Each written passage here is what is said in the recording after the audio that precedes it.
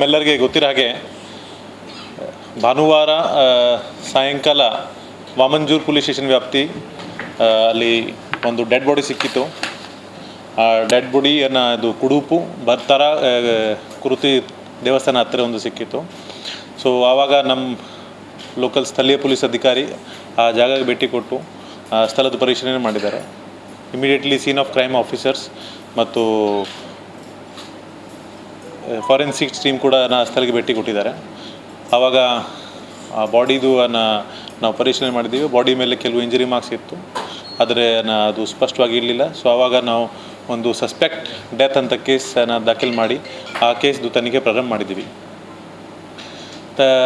ತನಿಖೆ ಸಮಯದಲ್ಲಿ ನಮಗೆ ಕೆಲವು ಡೀಟೇಲ್ಸ್ ಸಿಕ್ಕಿತ್ತು, ಆದರೆ ಆವಾಗ ವಿಕ್ಟಿಮ್ ಯಾರು ಅದರ ಬಗ್ಗೆ ನಮಗೆ ಖಚಿತ ಮಾಹಿತಿ ಇರಲಿಲ್ಲ. ಜೊತೆಗೆ ಯಾವ ರೀತಿಯನ್ನು ಅವ್ರಿಗೆ ಹೊಡೆದಿದ್ದಾರೆ, ಯಾವ ರೀತಿ ಫೌಲ್ ಪ್ಲೇ ಆಗಿದೆ ಅದರ ಬಗ್ಗೆ ಮಾಹಿತಿ ಇರಲಿಲ್ಲ. ಸೊ ಮಂಡೇ ನಾವು ಈ ಕೇಸ್ದು ತನಿಖೆಯನ್ನು ಪ್ರಾರಂಭ ಮಾಡಿದ್ದೀವಿ. ಸೊ ನಾವು ಎರಡು ಡೈರೆಕ್ಷನಲ್ಲಿ ಕೇಸ್ದು ತನಿಖೆ ಮಾಡಿದ್ದೀವಿ. ಒಂದು ವಿಕ್ಟಿಮ್ದು ಐಡೆಂಟಿಟಿ ಎಸ್ಟಾಬ್ಲಿಷ್ ಮಾಡಲಿಕ್ಕೆ, ವಿಕ್ಟಿಮ್ ಯಾರು, ಅಲ್ಲಿ ಹೇಗೆ ಬಂದರು ಅವರು. ಎರಡನೇದು ಅವ್ರ ಮೇಲೆ ಹಲ್ಲೆ ಯಾವ ರೀತಿ ಆಯಿತು, ಯಾಕೆ ಆಯಿತು. ಸೊ ಮಧ್ಯಾಹ್ನ ನಂತರ ನಮಗೆ ಕೆಲವು ಇದರ ಬಗ್ಗೆ ಮಾಹಿತಿ ಬರೋದು ಸ್ಟಾರ್ಟ್ ಆಯಿತು. ಸೊ ಆ ದಿವಸ ಅಲ್ಲಿ ದೇವಸ್ಥಾನ ಹತ್ರ ಒಂದು ಕ್ರಿಕೆಟ್ ಟೂರ್ನಮೆಂಟ್ ನಡೀತಾ ಇತ್ತು. ಸೊ ಕ್ರಿಕೆಟ್ ಟೂರ್ನಮೆಂಟ್ದಲ್ಲಿ ಬಹುಶಃ ಕೆಲವು ಮಾತು ಮೇಲೆ ಜಗಳ ಆಗಿದೆ ಮತ್ತು ಅವ್ರಿಗೆ ಕೆಲವು ಜನ ಸೇರಿ ಹೊಡೆದಿದ್ದಾರೆ, ಆ ರೀತಿ ನಮಗೆ ಮಾಹಿತಿ ಸಿಕ್ತು. ನಂತರ ನಾವು ವೆನ್ಲಾಕ್ ಹಾಸ್ಪಿಟಲಲ್ಲಿ ಆ ಬಾಡಿದು ಲೋಕಲ್ ಡಾಕ್ಟರ್ಸಿಂದ ಮುಖಾಂತರ ಒಂದು ಪೋಸ್ಟ್ಮಾರ್ಟಮ್ ಮಾಡಿಸಿದ್ದೀವಿ. ಪೋಸ್ಟ್ಮಾರ್ಟಮ್ ಸಮಯದಲ್ಲಿ ಅವ್ರಿಗೆ ಮೇಲೆ ಬಾಡಿ ಇಂಟರ್ನಲ್ ಅವ್ರಿಗೆ ಸಾಕಷ್ಟು ಕಡೆ ಪೆಟ್ಟು ಬಿದ್ದಿತ್ತು, ಸ್ಪೆಷಲಿ ಬ್ಯಾಕ್ ಸೈಡ್ ಮತ್ತು ಬಟಕ್ಸ್ ಮೇಲೆ. ಸೊ ಮತ್ತು ಕೆಲವು ಪ್ರೈವೇಟ್ ಪಾರ್ಟ್ಸಲ್ಲಿ ಕೂಡ ಇಂಜರಿ ಇತ್ತು. ಸೊ ನಂತರ ಬ್ಲಡ್ ಹೆಮರೇಜ್ ಆಯಿತು. ಆ ನಂತರ ಅವ್ರಿಗೆ ಶಾಕಿಂದ ಅವ್ರದ್ದು ಡೆತ್ ಆಗಿದೆ ಅಂತ ನಮಗೆ ಡಾಕ್ಟರ್ಸ್ ಪ್ರಿಲಿಮಿನರಿ ಮಾಹಿತಿ ಕೊಟ್ಟಿದ್ದರು. ಸೊ ನಂತರ ಈ ಮಾಹಿತಿ ಆಧಾರ ಮೇಲೆ ಆ ಕೇಸ್ಗೆ ನಾವು ಮರ್ಡರ್ ಕೇಸಲ್ಲಿ ಕನ್ವರ್ಟ್ ಮಾಡಿದ್ದೀವಿ. ನಂತರ ನಮ್ಮ ಎರಡನೇ ಟೀಮ್ ಆರೋಪಿಗಳು ಯಾರ್ಯಾರು ಮತ್ತು ಆ ದಿವಸ ಅಲ್ಲಿ ಏನು ನಡೀತು ಅದರ ಬಗ್ಗೆ ಪರಿಶೀಲನೆ ಮಾಡಿದರು. ಸೊ ಇಮಿಡಿಯೇಟ್ ಇನ್ಫಾರ್ಮೇಷನ್ ಪ್ರಕಾರ ಮಧ್ಯಾಹ್ನ ಆ ದಿವಸ 3 ಗಂಟೆಗೆ ಕ್ರಿಕೆಟ್ ನಡೆಯುವಾಗ ಈ ವಿಕ್ಟಿಮಲ್ಲಿ ರೀಚ್ ಆಗ್ತಾರೆ. ಆವಾಗ ಒಂದು ಮಾತು ಮೇಲೆ ಅಲ್ಲಿ ಸಚಿನ್ ಒಬ್ಬ ಆರೋಪಿ, ಅವ್ರ ಜೊತೆಗೆ ಅವ್ರದ್ದು ಜಗಳ ಆಗ್ತಾಯಿದೆ. ಸಚಿನ್ಗೆ ಜಗಳ ನೋಡಿ ಅವರು ಸಹಚರಿಗಳು ಕೂಡ ಅವ್ರಿಗೆ ಜಾಯಿನ್ ಮಾಡ್ತಾರೆ. ಆಮೇಲೆ ಅವ್ರ ಮೇಲೆ ಕೈ ಕಾಲಿಂದ ಹಲ್ಲೆ ಮಾಡ್ತಾರೆ. ಒಂದು ದೊಣ್ಣೆ ಇರ್ತದೆ, ಆ ದೊಣ್ಣಿಂದ ಅವರು ಕೂಡ ಬೆಕ್ಕ ಮೇಲೆ ಹಲ್ಲೆ ಮಾಡ್ತಾರೆ. ನಂತರ ಅವರು ಅಲ್ಲಿಂದ ಓಡಿ ಹೋಗೋ ಪ್ರಯತ್ನ ಮಾಡ್ತಾರೆ. ಆ ಸಮಯದಲ್ಲಿ ಇನ್ನೂ ಸಾಕಷ್ಟು ಜನ ಅವ್ರಿಗೆ ಜಾಯಿನ್ ಮಾಡಿ ಅವ್ರ ಮೇಲೆ ಹಲ್ಲೆ ಮಾಡ್ತಾರೆ.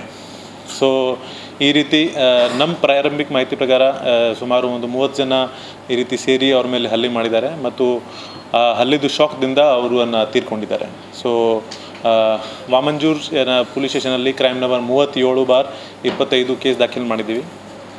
ಈ ಕೇಸಲ್ಲಿ ನಾವು ಈಗ 25 ಜನ ಆರೋಪಿಗಳಿಗೆ ಐಡೆಂಟಿಫೈ ಮಾಡಿದ್ದೀವಿ. ಅದಕ್ಕಿಂತ ಹೆಚ್ಚು ಆ್ಯಕ್ಚುಲಿ ಆರೋಪಿಗೆ ಐಡೆಂಟಿಫೈ ಮಾಡಿದ್ದೀವಿ. ಈಗಾಗಲೇ 15 ಜನರಿಗೆ ನಾವು ವಶಪಡಿಸ್ಕೊಂಡಿದ್ದೀವಿ. ಅವ್ರಿಗೆ ಈಗ ನಾವು ಜುಡಿಷಿಯಲ್ ಕಸ್ಟಡಿ ಕಳಿಸ್ಲಿಕ್ಕೆ ಪ್ರೊಸೀಜರ್ ಮಾಡ್ತಾಯಿದ್ದೀವಿ. So since it was a case of more than 5 people joining together and attacking the individual, ಅದಕ್ಕಾಗಿ ಭಾರತೀಯ ನ್ಯಾಯ ಸಂಹಿತಾದಲ್ಲಿ ಒಂದು ಹೊಸ ಒಂದು ಪ್ರೊವಿಷನ್ ಇದೆ ಮಾಬ್ ಲಿಂಚಿಂಗ್ದು. Crime number section 103(2) of Bharatiya Nyaya Sanhita. ಅದು ಫಸ್ಟ್ ಟೈಮ್ ನಾವು ಇನ್ವೋಕ್ ಮಾಡ್ತಾಯಿದ್ದೀವಿ. ಸೊ ಅದರದ್ದು punishment is death penalty or punishment for life, ಆ ರೀತಿ ಇದೆ. ಸೊ ಈ ಎಲ್ಲ ಆರೋಪಿಗಳು ಯಾರ್ಯಾರು ನಾವೀಗ ಅರೆಸ್ಟ್ ಮಾಡ್ತಾಯಿದ್ದೀವಿ ಅವ್ರ ಮೇಲೆ ಇದು ಸೆಕ್ಷನ್ ಇನ್ವೋಕ್ ಮಾಡಿ ಅವ್ರ ಮೇಲೆ ಈಗ ಮುಂದಿನ ಕ್ರಮ ತಗೊಳ್ತಾಯಿದ್ದೀವಿ.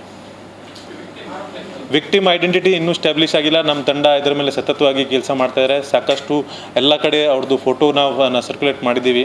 ಇನ್ನೂ ಐಡೆಂಟಿಟಿ ಸ್ಟ್ಯಾಬ್ಲಿಷ್ ಆಗಿಲ್ಲ. ಸೊ ಕೆಲವು ಹೇಳ್ತಾರೆ ಅವರು ಬಿಹಾರ್ ಅಥವಾ ಬೆಂಗಾಲ್ ಮೂಲತು ಮೈಗ್ರೆಂಟ್ ಲೇಬರ್ ಇರ್ಬೋದು. ಬಟ್ ಇನ್ನೂ ಒಂದು ಸುದ್ದಿ ಇದೆ that he was speaking Malayalam. So ಅದಕ್ಕಾಗಿ ಇನ್ನೂ ಐಡೆಂಟಿಟಿ ಸ್ಟ್ಯಾಬ್ಲಿಷ್ ಆಗಿಲ್ಲ. But is a male aged 35 to 40 years and most likely is a Muslim. ಅದು ನಾವು ಇನ್ನೂ ಇನ್ವೆಸ್ಟಿಗೇಷನ್ ಮಾಡಬೇಕು. ಯಾಕಂದರೆ ಐ ವಿಟ್ನೆಸಸ್ಗಳಿಂದ ನಮಗೆ ಇದು ಖಚಿತ ಮಾಹಿತಿ ಸಿಗಬೇಕು. ಅಕ್ಯೂಸ್ ತಮ್ಮ ಪರವಾಗಿ ಏನಾದರೂ ಹೇಳ್ತಾರೆ, but we need to verify that statements. Once ಅದು ಕ್ಲಿಯರ್ ಆದರೆ ಮಾತ್ರ ನಾವು ಇದು ಮುಂದಿನ ತನಿಖೆ ಮಾಡ್ತೀವಿ. ಶಿಕ್ಯೋರ್ ಅವರು ಹೊಡೆದಿದ್ದೀವಿ ಅಂತ ನಿಜ ಹೇಳ್ತಾ ಇದ್ದಾರೆ. ಬಟ್ ಪ್ರತಿಯೊಬ್ಬರು ಕೆಲವರಿಗೆ ಸುಮ್ಮನೆ ನನ್ನ ಫ್ರೆಂಡ್ಸ್ ಹೊಡಿತಾ ಇದ್ರು, ಅದಕ್ಕೆ ನಾವು ಕೂಡ ಸೇರಿದ್ದೀವಿ ಅಂತ ಹೇಳ್ತಾ ಇದ್ದಾರೆ. ಸೊ ಇನ್ನೂ ಖಚಿತ ಇಲ್ಲ. ಸೊ ನಾವು 15 ಜನ ಸಿಕ್ಯೂರ್ ಆಗಿದ್ದಾರೆ. ಸೊ ಅವ್ರದ್ದು ಈಗ ಫರ್ದರ್ ಸ್ಟೇಟ್ಮೆಂಟ್ಸ್ ಮತ್ತು ಡೀಟೇಲ್ ಇನ್ವೆಸ್ಟಿಗೇಷನ್ ಮಾಡೋದು ಬಾಕಿ ಇದೆ. ನೇಮ್ಸ್ ನಮ್ಮ ಹತ್ರ ಇದೆ. ಈ 15 ಜನ ಅದು ಹೆಸರು ಹೇಳಲಿಕ್ಕೆ ಕಷ್ಟ ಆಗ್ತದೆ. ಸಚಿನ್, ದೇವದಾಸ್, ಮಂಜುನಾಥ್, ಸೈದೀಪ್, ಈ ರೀತಿ ಸಾಕಷ್ಟು ಜನ ಇದ್ದಾರೆ. ಸುಮಾರು 15 ಜನ. ಸಚಿನ್ ಈಗ ಸದ್ಯಕ್ಕೆ first person who assaulted. But ಇನ್ನೂ ಅವ್ರದ್ದು ನಾವು ಪೊಲೀಸ್ ಕಸ್ಟಡಿ ತಗೊಳ್ಳುವಾಗ ಎಕ್ಸಾಕ್ಟ್ ಪಿಕ್ಚರ್ ಗೊತ್ತಾಗ್ತದೆ. ಇಲ್ಲಿ ಅವರು ಕುಡುಪು ಲೋಕಲ್ ಆಟೋ ಡ್ರೈವರ್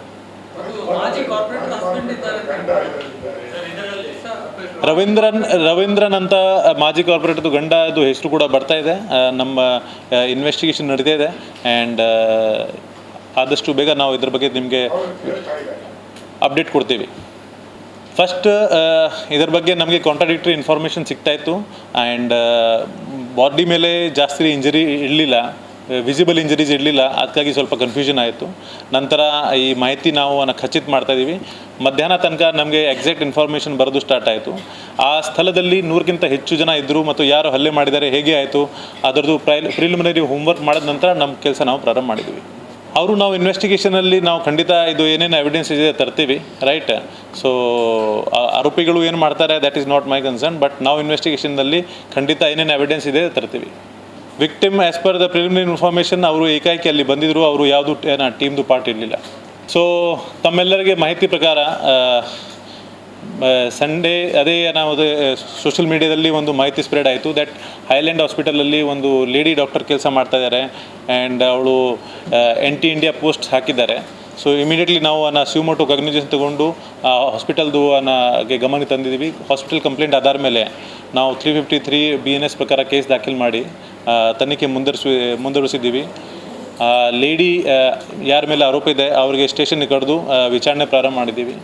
ಯಾವ ಮೊಬೈಲ್ ಅವಳು ಬಳಕೆ ಮಾಡಿದ್ದಾರೆ ಅದ್ರದ್ದು ದೂಡು ಕೂಡ ನಾವು ಈಗ ಸೀಸ್ ಮಾಡಿ ಫೊರೆನ್ಸಿಕ್ ಎವಿಡೆನ್ಸಸ್ ಕಲೆಕ್ಟ್ ಮಾಡ್ತಾಯಿದ್ದೀವಿ.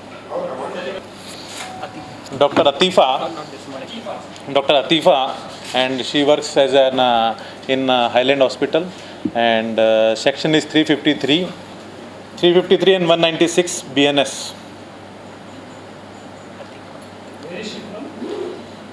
She is from Mangalore only. ಅಲ್ಲಿ ನನ್ನ ಇರೋದು ಮಾಹಿತಿ ಪ್ರಕಾರ ಅವ್ರಿಗೆ ಸಸ್ಪೆಂಡ್ ಮಾಡಿದ್ದಾರೆ ಅಲ್ಲಿಂದ.